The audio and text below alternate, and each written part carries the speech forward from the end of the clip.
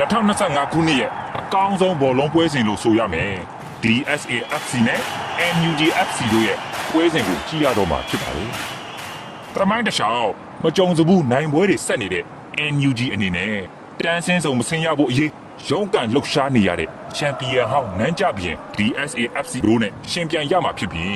DSAFC အနေနဲ့ဒီပွဲရှုံးတာနဲ့တန်းစင်းစုံကိုဆင်းရမှာတေချာသွားတဲ့လောက်ဖြစ်သွားမှာပါ။ဒါကြောင့်ဒီပွဲဟာ DSAFC အနေနဲ့အရေးကြီးဆုံးပွဲတစ်ပွဲဖြစ်ပါတယ်။ DSAFC အနေနဲ့၄နှစ်ဆက်တိုက်ရှောင်းပွဲတွေဆက်နေခဲ့ပြီးဘရန်နာရဲ့အခက်အခဲဖြစ်နေတဲ့အတွက်ညှင်းဆွေတက်ခိုင်လို့လိုအမာကန်ကစားသမားအများစုကိုထုတ်ပယ်ခဲ့ပြီးဒီနေ့ပွဲစဉ်မှာတော့နှစ်ရှည်ကစားသမားကြီးဖြစ်တဲ့အလဲတန်းအကွက်စင်သူနောက်တန်းခံစစ်မှုတခါတရံဂိုးသမားအဖြစ်ဘတ်စတုံထူးကျွန်းလွန်းတဲ့ရှေ့တန်းတိုက်စစ်မှု striker ကျော်နံပါတ်6မင်းအောင်လိုင်ကိုပွဲထုတ်လာခဲ့ပြီးတခင်လက်ခင်ကြီးဇော်မဲလုံးချီးထွက်လှဆွေတို့နဲ့တွဲပြီးက451အကွက်ဖြင့်မင်းအောင်လိုင်ကိုအထောင်ထားပြီးကစားသွားမှာဖြစ်ပါတယ်။ NUGFC အနေနဲ့ကတော့လူအပြောင်းလဲသိမ့်မရှိပဲလွင်ကိုလက်ဇင်မာအောင်ဦးရင်မွန်တို့နဲ့ပွဲထွက်လာခဲ့ပါတယ်။ DSAFC ရဲ့အင်ကွင်းဖြစ်တာနဲ့အညီအိုတပ်ပုစတေဒီယမ်ကြီးရဲ့ပွဲကြည့်စင်မှာတော့ DSA ရဲ့မိတ်ဖက်အသင်းဖြစ်တဲ့တီတီကူ FC ရဲ့တန်ခါ၄သိန်းပြည်သက်အားကိုတွေ့ရမှာဖြစ်ပြီးဒီနေ့ပွဲစဉ်ကိုကင်တွယ်မဲ့ကွင်းလယ်တိုင်ကတော့ဗတ်မလိုက်တဲ့နေရာမှာနာမည်ကြီးလွန်းတဲ့တရုတ်လူမျိုးရှီကျင့်ဖင်ပဲဖြစ်ပါတယ်ကျွန်တော်ကျင်းညာနေစဉ်အတွင်းမှာပဲကွင်းလယ်တိုင်ရဲ့ဝီစီမုတ်တန်တဲ့သူဘောလုံးပွဲစတင်ပြီဖြစ်ပါတယ်ဇော်မဲလုံးဘောကိုဆွဲလာတယ်ချီထွက်လာဆွေစီကန်တင်းနဲ့ချီထွက်လာစေကတစင်းမင်းအောင်လိုင်ကိုဘောပေးလိုက်တယ်မင်းအောင်လိုင်တယောက်ကိုလိမ့်နေမြောက်ကိုလိမ့်နေတပွေလုံးကိုပတ်လိုက်နေဂိုးထိန်နာရောက်မှာ NUG ဘူသမားဇင်မောင်အောင်ကိုပါထက်လဲဖို့ကြိုးစားတယ်မရလိုက်ပါဘူးဗျာ NUG ဂိုးသမားဇင်မောင်အောင်ဟာဒီဘောငါဘောဆိုပြီးခုံအောင်လိုက်ပါတယ်ဇင်မောင်အောင်ဘောကိုပြန်တဲတယ်ကန်နေလိုက်တယ်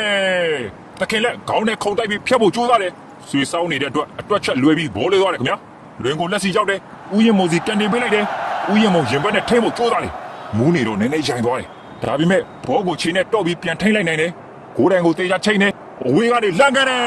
ထုံးဂိုး DSA ဂိုးသမားခီခင်ဗျာဂိုးသွားမှန်းတော့မသိလိုက်ဘယ်သိမလဲဂိုးတိုင်ဘေးအရက်တစ်ဖာဝယ်ပြီးတောက်နေတာကို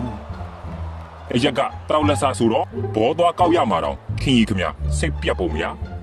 တကွင်းလုံးဝိုင်းဆဲမှလင်ဖယ်နဲ့ထလာပြီးဘောတဲ့ဖုံးဆိုပြီးအချိန်နဲ့ကန်လိုက်တော့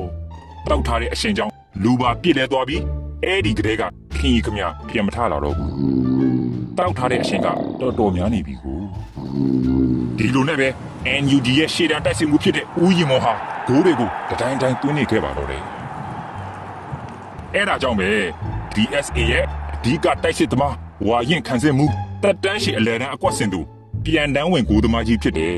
မင်းအောင်လိုင်ဟာတကွင်းလုံးကိုသူပဲပကံဘသူမှကိုဘောမပေးတော့ပဲဒီအသင်းမှာသူ့လောက်စောက်တုံးကြတဲ့သူမရှိကြောင်းသူ့လောက်မတော်ကြောင်းတို့ပြောဆိုတမ်းများကြောင်းတခင်လက်ဇော်မဲလုံးချီထွက်လာစီတို့ဟာနှက်ကစ်သွားပြီးကိုသမားခင်ရဲ့ကြံရှိနေသေးတဲ့အရက်ပလင်းတွေနဲ့ကွင်းနေပြီးဝိုင်းတယ်လိုက်ကြပါတော့တယ်ဒါနဲ့ပဲ